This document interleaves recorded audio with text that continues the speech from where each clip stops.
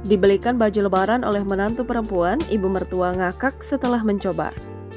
Momen Hari Raya Idul Fitri memang selalu identik dengan baju baru. Meski tidak wajib, kegiatan membeli baju lebaran begitu melekat bagi masyarakat Indonesia.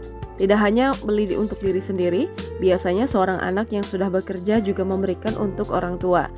Selain untuk orang tua, bagi pasangan yang sudah menikah pasti punya keinginan untuk membelikan baju baru untuk mertuanya.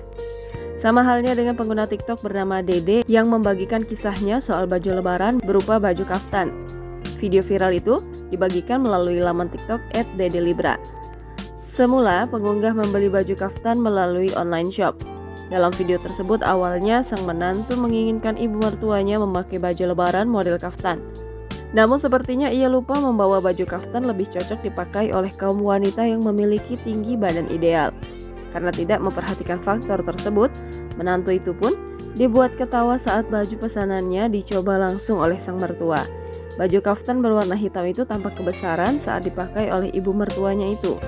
Ukurannya yang terlalu besar membuat baju itu malah lebih cocok disebut baju kelebaran dibanding baju lebaran. Meski baju kaftan untuk lebaran yang dibelikan menantunya itu kebesaran, sang ibu mertua tetap tampak gembira dan tertawa sampai akhir video. Video berdurasi 22 detik itu viral dan menuai beragam komentar dari warganet.